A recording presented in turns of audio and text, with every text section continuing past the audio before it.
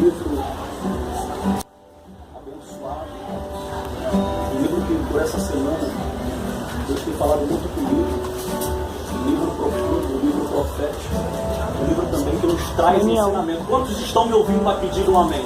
Amém.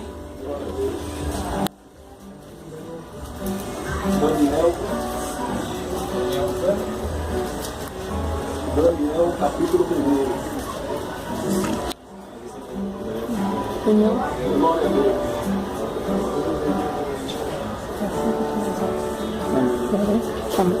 Livro do profeta Daniel, capítulo 1. Livro de Daniel. Todos acharam? Amém. E diz assim: no ano terceiro do reinado de Joiaquim, rei de Judá, veio Nabucodonosor, rei de Babilônia, a Jerusalém e a sitiou.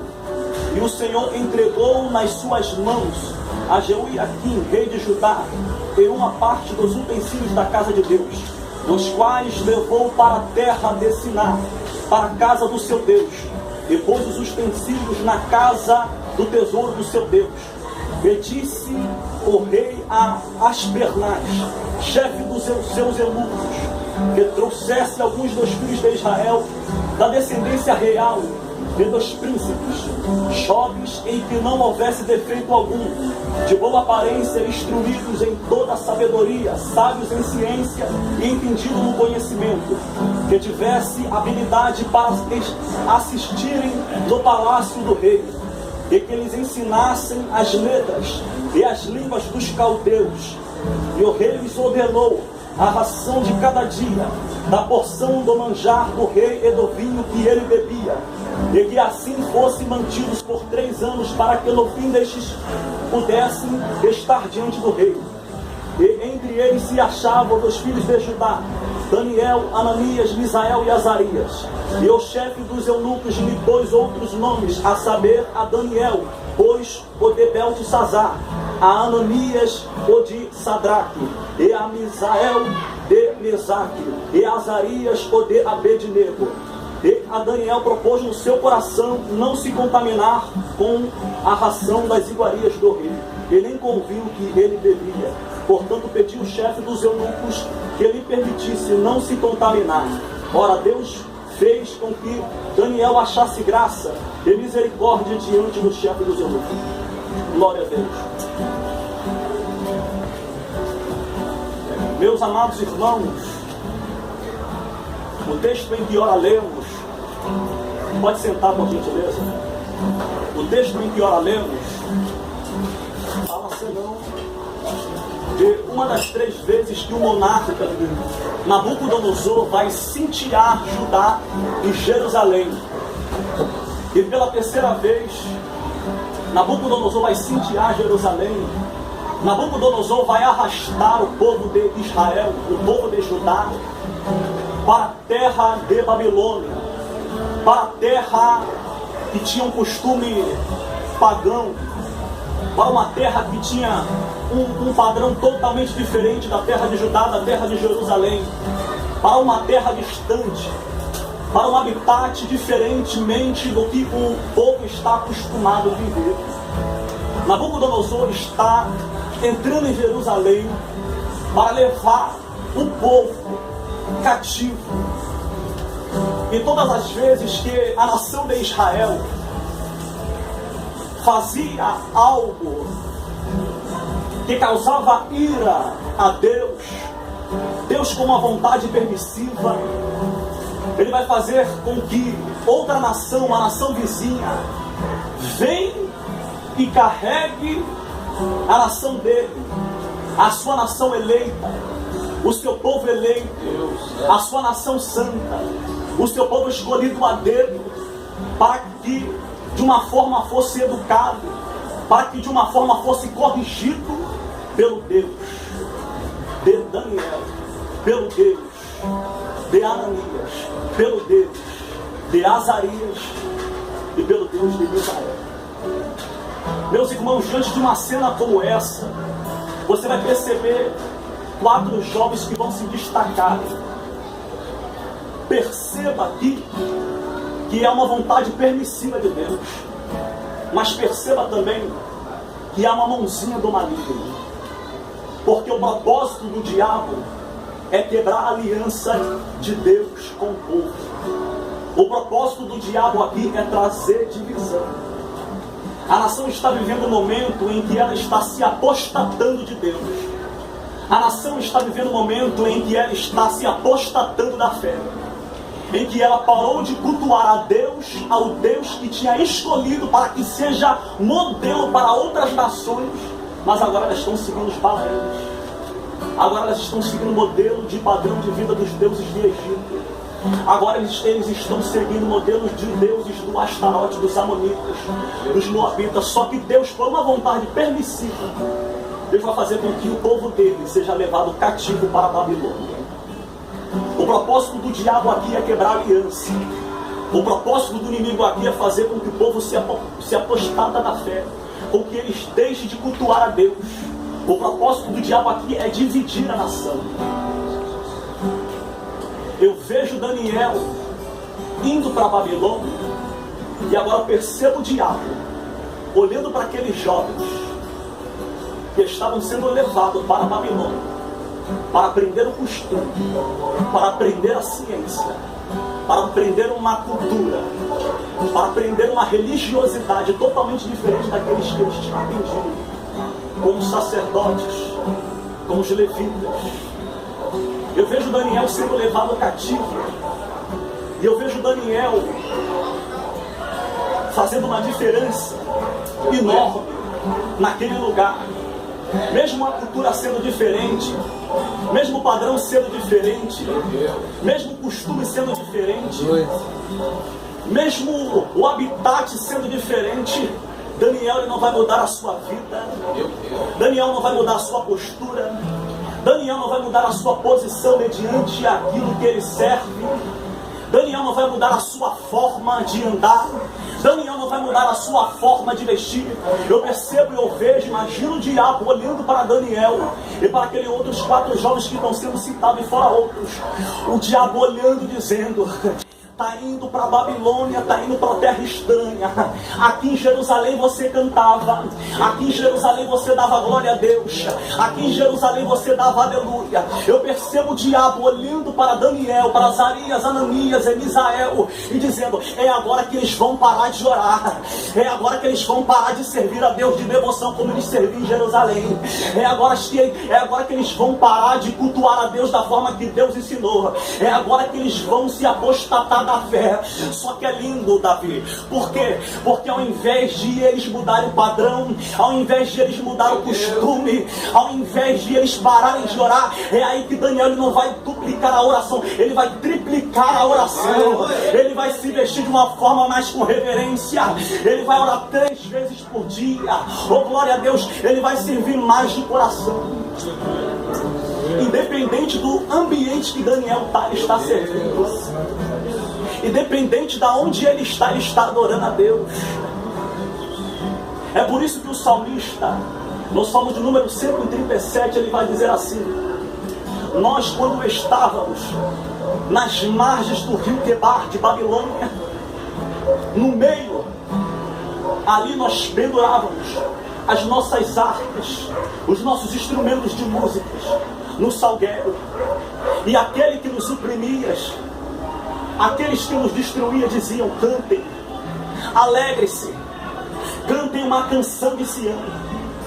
E eu dizia: como é que eu vou cantar em terra estranha? Como é que eu vou cantar fora de Sião? Jerusalém é terra da paz, Jerusalém é terra da unção, Jerusalém é terra da intimidade, Jerusalém é terra da comunhão, Jerusalém é o centro de todas as coisas. É por isso que o profeta Ezequiel, no capítulo 5 de seu livro, ele vai dizer assim: esta é a Jerusalém que está no centro da terra, rodeado das nações. E senhores, isso já foi comprovado cientificamente. Jerusalém está no centro da terra, Jerusalém está rodeado das nações. Deus escolheu Jerusalém para ser um divisor de águas. Deus escolheu Jerusalém para influenciar. Aleluia. Deus escolheu Jerusalém, oh glória glória a Deus, para servir de modelo. É por isso que ela está no centro, porque tudo converge no centro. O que vai acontecer no centro. Jesus não vai voltar em São João de Meriti. Jesus não vai voltar, oh glória a Deus, nos Estados Unidos. Jesus não vai voltar na África. Da mesma forma que ele subiu nos ares no Monte das Oliveiras, ele descerá lá com alarido, com voz de trombeta, com seus filhos. Aleluia! Oh glória a Deus, no Monte das Oliveiras, da forma que ele subiu, para a glória de Deus. Aleluia. É por isso que Paulo vai dizer para Timóteo: Timóteo, fortifica-te na graça que há em Cristo Jesus. Fortifica-te na palavra para que você seja exemplo aos fiéis. Sabe que Paulo estava dizendo para Timóteo: seja vitrine, Timóteo. E o que é ser vitrine, senhores? Você que sabe quanto deu, vocês que são jovens, quando vocês vão no shopping comprar uma roupa, você olha para aquela roupa bonita, para aquele sapato bonito. Você que é homem, aquele terno bonito, aquele blazer, aquela bermuda, aquela blusa. Você que é moça, você vê aquele vestido abençoado, bonito. Você é esse que eu vou pro culto. Você deseja ter esse vestido. Você deseja vestir aquela roupa. Sabe que Paulo está dizendo para Timóteo: Timóteo, seja vitrine. É que quando Timóteo vai passar na rua, as pessoas que olharem para Timóteo vai desejar ser como Timóteo é. As pessoas vão olhar Timóteo de uma forma diferente. As pessoas vão ver como Timóteo fala, vai falar assim: eu quero falar como ele fala. As pessoas vão ver Timóteo, oh, glória a Deus, andando, vai falar: eu quero andar como ele anda. As pessoas vão ver Timóteo se portando no ambiente e vai falar: eu quero me portar como Timóteo se porta. Eu não sei se você está entendendo, meu filho. E a palavra do Senhor é essa para a igreja: seja modelo. Deus te escolheu para ele. Aleluia! Deus não escolheu você para ser influenciado. Oh, glória a Deus. Sabe que Deus estava dizendo para Timóteo: Timóteo, eu te chamei para você ser vitrine. Oh, vai ter gente querendo ser como você é. Vai ter gente querendo andar como você anda. Vai ter gente querendo pregar como você prega. Seja modelo. Seja vitrine. É lindo. E não é diferente com a nação de Israel. É um paralelo que eu estou fazendo. Deus escolheu a nação de Israel para influenciar. Deus escolheu a nação de Israel para motivar as nações vizinhas. Só que ao invés de elas influenciarem, elas estavam sendo influenciadas. E perceba, senhores, não é diferente dos dias de hoje. A igreja, homens que foram profetas de Deus, agora estão se apostatando da fé. Não estão pregando a sã doutrina. Não tem mais doutrina na igreja. Venha como estás e anda como quiser. Não estão servindo ao evangelho genuíno. Estão servindo ao evangelho de concupiscência.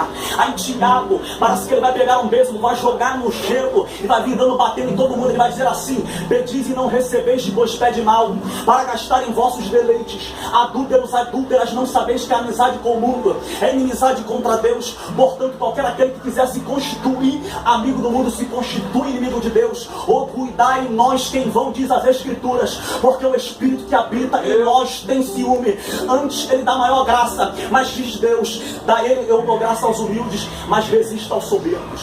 Sujeitai-vos, pois, a Deus, e resistir ao diabo, e ele fugirá de vós. Hoje em dia é um evangelho antropocêntrico, aonde a glória não converge em Jesus Cristo, aonde a glória converge só no homem. É um evangelho da minha vontade, não tem renúncia. Evangelho é subjugar a própria carne. Evangelho é vida de separação. Aqui só tem jovem, é lindo isso. O primeiro martírio da igreja não foi um ancião, não foi um sábio, um intelectual, alguém que era formado. O primeiro martírio da igreja não foi um velho, alguém experiente. Mas o primeiro martírio da igreja foi um jovem chamado Estevão, que o texto vai dizer que Deus, através da vida de Estevão, através do testemunho de Estevão, é lindo, porque não só é através das palavras de Estevão, é através da conduta de Estevão. Porque não adianta eu botar uma Bíblia debaixo do braço e falar que eu sou crente, dar a paz do Senhor, mas lá fora estou vivendo uma vida complicada, uma vida onde o ímpio olha para mim e não vê testemunho, Uma vida onde eu passo, meu vizinho não vê a graça do Espírito de Deus. Aonde o vizinho olha para mim e não vê a pomba do Espírito pousando sobre minha vida. Aonde em 30 minutos de conversa com alguém que se diz crente não profere nenhum versículo bíblico, não conta nenhum testemunho piedoso. Pessoas que não têm vida profundas com Deus, pessoas que não têm vida de devoção a Deus, pessoas que não têm vida de separação, pessoas que não têm vida de intimidade com Deus, pessoas que não têm vida de leitura da palavra. Como é que eu digo que eu amo a Deus se eu não consigo ouvir a palavra de Deus? Como é que eu vou falar que eu amo alguém se eu não gosto de ouvir esse alguém? Então Paulo está dizendo para Timóteo, 1 Timóteo capítulo 4, versículo 14, não negligencie o dom de Deus que está sobre ti, que foi dado por imposições de minhas mãos. Sabe o que Paulo está dizendo para Timóteo? Não abandone, porque a palavra negligenciar quer dizer abandonar. Paulo está dizendo para Timóteo, não abandone aquilo que foi lhe dado por imposições de minhas mãos. Outra hora ele vai dizer isso. Não negligencie, não abandone, não seja irreverente, Timóteo. Não abandone aquilo que Deus te deu. Meu Deus. Não abandone aquilo que Deus te deu. Mas por que Paulo está passando isso para Timóteo? Senhores, Paulo é um homem experiente. Glória a Deus. Aleluia. Paulo é um homem que debatia com os falsos profetas, com os falsos apóstolos, por causa da sã doutrina. Paulo fazia de tudo para conservar esse padrão, esse modelo genuíno que ele recebeu dos discípulos de Jesus Cristo e que recebeu também por intermédio de Cristo. Então Paulo fazia de tudo para conservar o modelo da sã doutrina da palavra de Deus, para que não viesse alteração e para que a igreja tivesse saúde espiritualmente. Paulo está dizendo, Timóteo, não negligencie, não abandone. Por quê? Porque vai ter dias, vai ter semanas da vida que você vai querer abandonar aquilo que um dia Deus te deu. Paulo está dizendo, vai ter dias que você vai ficar cansado. Vai ter dias que você vai cansar na tua vida. Vai ter dias que você vai querer abandonar. Vai ter dias que Satanás vai querer apresentar outro padrão para você, Timóteo. Vai ter dias que Satanás vai vir com coisas aparentes boas, mas é laço, Timóteo. Vai ter coisa que você vai se entristecer no meio da igreja. Só que não abandone aquilo que Deus te deu. Sabe o que Paulo está dizendo para Timóteo? Timóteo, fica firme, Timóteo. Fica firme na fé e na palavra da sã doutrina. Sabe o que Paulo está dizendo para Timóteo? Não fica firme em louvor antropocêntrico. Não fica firme em um louvor de aparência. Não fica firme em um pastoreado de aparência. Não fica firme em uma vocação de aparência. Vai ter momentos que você vai querer desistir. Mas a palavra de Deus diz assim, fica firme. Aleluia. Não fica firme no pastor. Não fica firme no missionário. Não fica firme no evangelista. Não fica firme em mim, não fica firme no homem. Porque o homem ele volta atrás, o homem muda. Mas ele está dizendo, fica firme na fé e na palavra da sua doutrina. Deus te chamou, Timóteo. Tu tem uma chamada, tu é diferente, tu tem graça. Tu é diferente. Tu tem uma graça, eu te separei. Não deixa ninguém tirar essa graça. Não deixa uma namorada tirar essa graça. Não deixa o namorado tirar essa graça. Se possível, separa. Se possível, arranca o cabo da internet. Se possível, e desbloqueia o WhatsApp. Mas não perca a graça de Deus. Não perca a graça de Deus. Porque o diabo ele quer arrancar o que Deus deu para você. Deus te deu uma graça, você é diferente. Glória a Deus. Aleluia. O Espírito de Deus vele por aquilo que Deus te deu. Aleluia. Se separa. Deus vai te levantar nessa geração. Eu sei que é difícil. Eu sei que Satanás está aí, ó, bloqueando, tentando nos parar, tentando nos impedir. Eu sei que os líderes estão se apostatando da fé. Eu não tenho medo de falar, porque eu sei que me chamou. Meu Deus. E eu não estou aqui por causa de líder, por causa de pastor, por causa de conversão alguma. Deus, ele se revela para quem ele quer. Deus se revela para quem ele quer. Em meio à apostasia, Deus levanta os seus profetas. Aleluia. Em meio à carnalidade, Deus levanta os seus santos. Glória a Deus. Em meio a uma vida de concupiscência, uma vida alheia, Deus levanta homens íntegros. Fica firme. Fica firme. Fica firme. Fica firme. Aleluia. Diga ao irmão que está do teu lado, fica firme, por gentileza. Fica firme, irmão. Fica firme. Fica firme, velho. Fica firme na palavra. Fica firme na oração. Fica firme no jejum. Oh, glória. Tem gente que vai lá para você e vai dizer assim: tu está querendo ser mais crente do que todo mundo. Fica aí arrotando santidade. Ei, meu filho, mas a Bíblia diz: sede santo, porque aquele que vos chamou é santo. Oh, glória a Deus. Nós estamos em um processo de santidade. Oh, glória. Tem gente que está levando o evangelho de concupiscência, o evangelho de vontade própria. Oh, glória a Deus. O evangelho é subjugar a carne e abandonar os meus prazeres.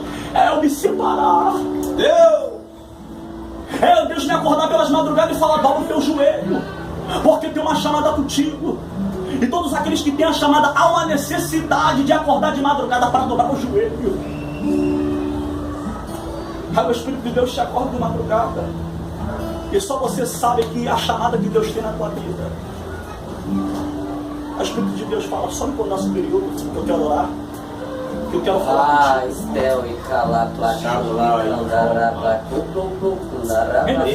Fala pro teu banqueiro lá no teu trabalho. Dobra o teu joelho lá. É a necessidade que aquele que é chamado tem que fazer. Se separar. Ah, mas todo mundo está andando assim, todo mundo está fazendo. Você não é todo mundo, tu é separado. Tu é diferente, tu tem um selo. Apóstolo Paulo vai dizer para os Tessalonicenses: vós que foste selado com o Espírito Santo de Deus, todo aquele que, quando Jesus vier e não for achado o selo do Espírito, não subirá ao céu. Eu estou pregando aqui selo. Eu estou falando aqui de promoção. Eu não estou falando aqui de conta gorda. Eu estou falando aqui de santidade. Eu estou falando de oração. Eu estou falando de separação.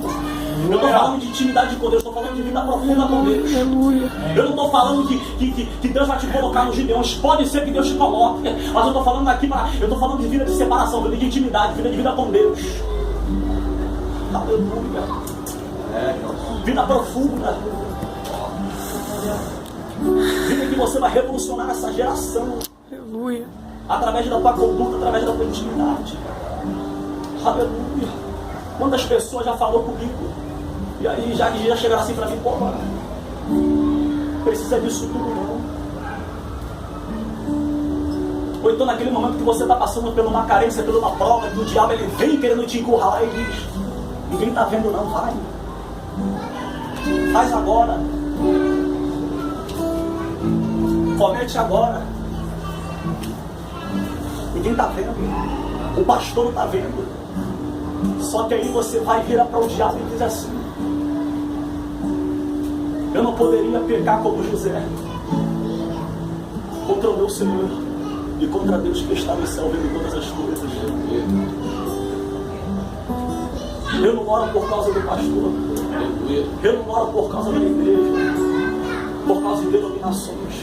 Eu oro porque eu sei daquele que me escolheu, daquele que te selou, daquele que te marcou.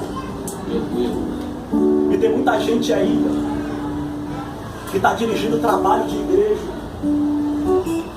está dirigindo liderança, só que está apostatado da fé. E o que é estar apostatado da fé? É pessoas que já estão sem o Espírito de Deus,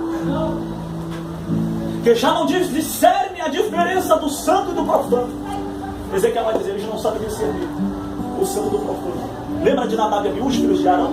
Levítico capítulo 10, que eles vão entrar dentro do templo para oferecer sacrifício de incenso, sacrifício de adoração.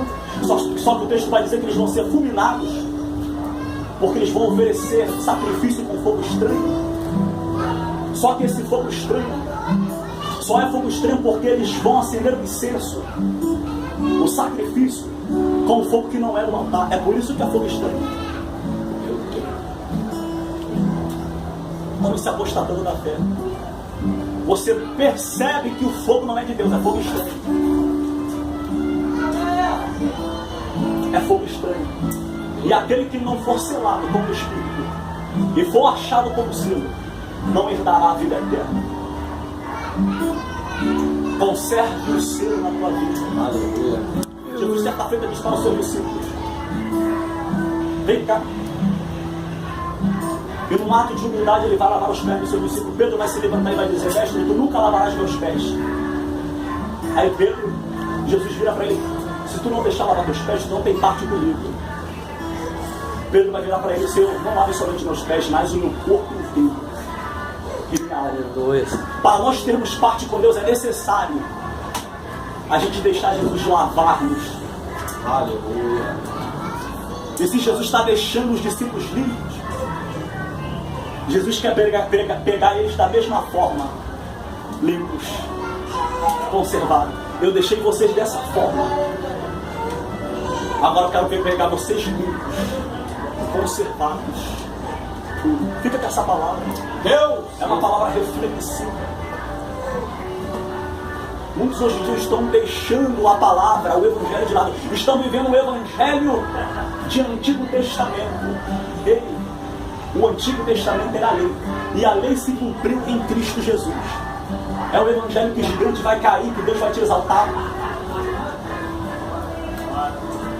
Eles pegam o Antigo Testamento e formam um louvor, uma pregação antropocêntrica, aonde a mensagem só converge no homem, aonde a mensagem só aponta para o homem, não é cristocêntrico, não aponta para Cristo. É uma mensagem que Deus vai te curar. É uma mensagem que Deus vai te dar carro, vai te dar casa. Não é uma mensagem de libertação.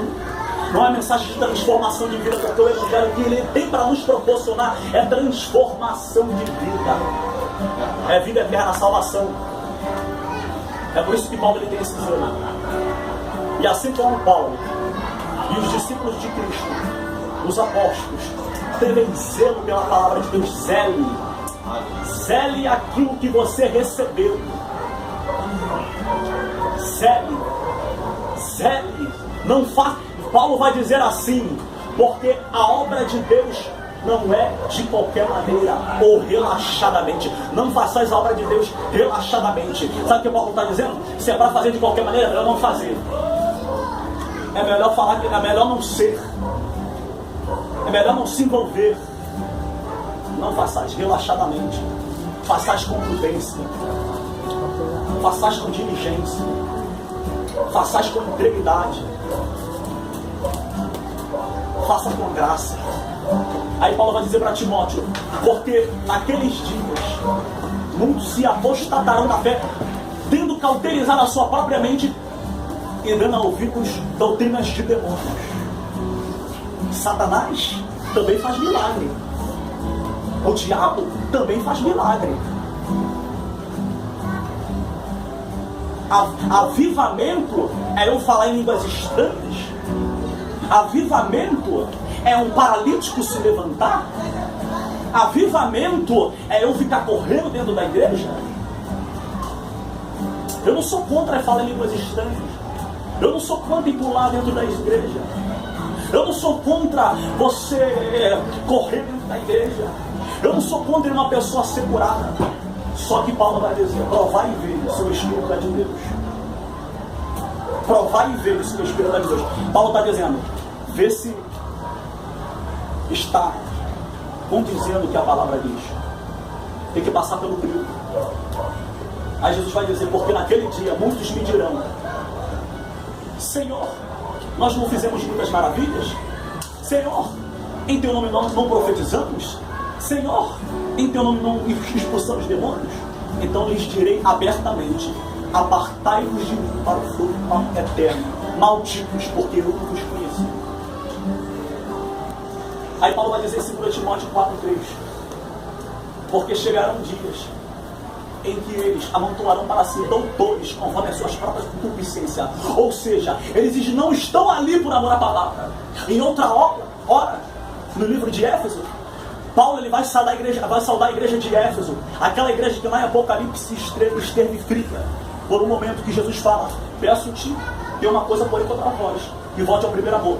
Quando Paulo escreve a carta em Éfeso, ele vai saudar aquela igreja com alegria, porque é uma igreja que amou a palavra de Deus, é uma igreja que desejou a palavra de Deus. Então Paulo percebeu que eles não estavam servindo a Cristo por amor à cura, por amor à promoção, eles estavam servindo a Cristo por amor à palavra. Paulo vai sentir alegria e vai saudar aquela igreja diferente do que as outras. E mandaram para si doutores que conformam as suas próprias concupiscências. O que é concupiscência? Ali prega a cura? Eu vou lá naquela igreja. Prega a cura? Não, eu quero receber, eu estou enfermo, então aquela igreja prega a cura? Eu vou naquela igreja. Naquela igreja prega o quê? Naquela igreja? Vamos ver. É um evangelho de concupiscência. É um evangelho da minha vontade, não é da vontade de Deus.